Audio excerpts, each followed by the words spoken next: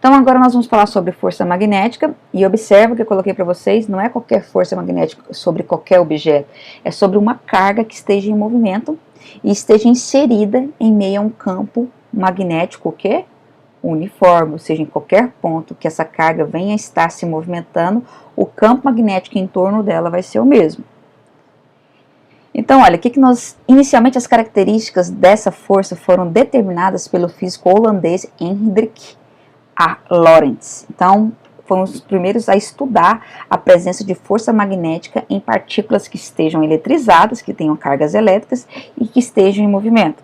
Então, quando uma carga elétrica se move no interior de um campo magnético, ela experimenta a ação de uma força magnética. Então, só temos força magnética na presença de um campo magnético. Então, a partícula primeiro ela tem que estar ela pode ou não estar eletrizada, mas para que tenha a presença de força tem que estar eletrizada, e aí ela começa a ter movimento, que pode ser de várias formas, que ela pode se mover dentro desse campo, tendo a presença de força magnética, que é uma força que vai puxar e vai direcionar ela para alguma direção lá dentro do campo. Então, olha, força magnética. Lorentz verificou que a intensidade da força podia ser obtida por essa fórmula aqui, ó, Fm é força magnética. Em módulo temos a carga, quer dizer que a carga lá dentro ela pode ser tanto positiva quanto negativa, mas quando eu coloco ela em módulo, ela se torna positiva. O V é a velocidade que a partícula está se movimentando lá dentro do campo magnético, e o B é a intensidade do vetor campo magnético, a indução magnética, o campo magnético lá dentro, tá? E seno do ângulo refere-se ao ângulo que foi lançada essa partícula, ou seja, eu posso lançar a partícula em linha reta, eu posso lançar a partícula formando um ângulo com as linhas de campo. Então é o jeito do ângulo de que eu lancei essa partícula lá dentro. Então esse ângulo ele vai ser um ângulo entre o vetor campo magnético e o vetor velocidade, mais à frente eu vou mostrar para vocês. E a direção da força magnética ela é sempre perpendicular ao plano do vetor campo magnético e da velocidade, e para eu saber para que lado que vai a força, o sentido da força, eu uso a regra da mão esquerda ou também a regra do tapa, que eu vou ensinar para vocês, tá bom? Para decorar essa fórmula aqui, você pode decorar assim, ó. F vai ser feliz, Q, quem, V, você vai falar que é V mesmo, B, você vai falar que é bem, sem, e esse alfa, vamos colocar um teta, que é um O. Então, ficaria assim, ó, feliz é quem ver bem sem óculos. É um jeito de você decorar a fórmula, tá bom? Então, olha lá o que acabamos de falar. Aqui eu tenho um campo magnético, eu tenho dois planos, um plano que eu chamei de beta e outro que eu chamei de gama, para você ter a dimensão em 3D aí, tá? Então, as linhas de campo estão aqui, ó, de vermelho no plano gama. Elas estão vindo nas mesmas direções assim, tá vendo? E aí, o que aconteceu? A partícula, que é esse pontinho aqui, ela é uma partícula positiva, por isso que está Q maior do que zero. E eu lancei essa partícula com a velocidade para cá, ó, o vetor em azul. Então, observa que entre o V e o B, vai formar um ângulo aqui que eu chamei de alfa, que eu pedi para vocês colocarem também, às vezes fica mais fácil colocar θ, que é aquele Ozinho, tá? E a força magnética, ela vai ser perpendicular ao campo magnético e à velocidade. Então, observa, aqui eu consigo ter um ângulo de 90 graus entre esses dois, e eu também tenho um ângulo de 90 graus entre a força e a velocidade, tá? Por isso nós dizemos que eles são perpendiculares.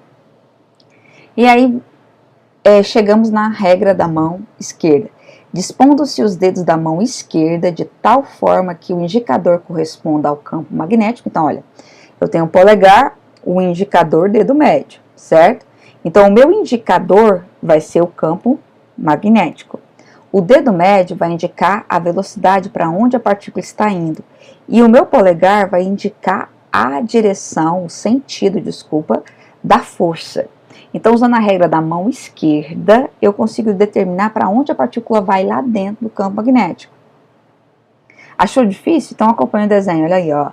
Eu tenho o polegar que indica a força, o B, campo, e o dedo aqui, ele pode ser indicado tanto corrente elétrica, se estivesse mexendo com fio, ou velocidade. Então, a gente vai mexer com velocidade aqui primeiro, tá? E a regra seria interessante para você decorar, seria, Olha como é que eu faço para decorar a sequência das letras. Faça um bom vestibular. Faça bom vestibular. Ou se você quiser chamar isso aqui de I, né? Esse último você pode falar FBI. Também é uma maneira de você decorar. E lembrando que entre esses dois, eu tenho um ângulo de 90 graus, entre a força e o campo magnético. E entre o campo magnético e a velocidade, ou também chamada de corrente, eu também tenho 90 graus, tá? Essa regra ela vale apenas para as cargas positivas, porque se a carga for negativa, a gente tem que inverter o sentido da força magnética, eu vou mostrar para vocês, tá? E olha o interessante dessa parte aqui. Eu tenho vários tipos de maneiras de lançar uma carga positiva dentro do campo magnético. Então você pode ver que essas linhas na horizontal que estão espaçadas aqui representam o campo magnético que eu chamei de B. E essa partícula lá dentro, ela é positiva, foi eletrizada positivamente, tem prótons em excesso ali. E ela está parada lá dentro do campo magnético, que está uniforme, a velocidade dela é zero. Então se eu fosse pegar e jogasse a velocidade aqui, nessa formulazinha aqui, ó, que é essa fórmula anterior, se eu jogar aqui zero, como tudo isso aqui está multiplicando, ficaria zero aqui no lugar, multiplicando tudo, a força magnética zero. Então, sempre que a velocidade for zero, a partícula estiver dentro do campo magnético, e ela estiver parada, eu posso afirmar que a força magnética que vai estar atuando sobre aquela partícula vai ser zero, ou seja, ela não vai sair para nenhum lado, ela vai ficar lá parada. Ela não vai para cima, não vai para baixo, nem para nenhum lado, ela vai ficar inerte, paradinha lá. Então ela vai permanecer em repouso quando ela estiver dentro do campo magnético e ela não tiver movimento. Tem exercício que fala, exercício de teoria que nos induz a pensar que só por uma carga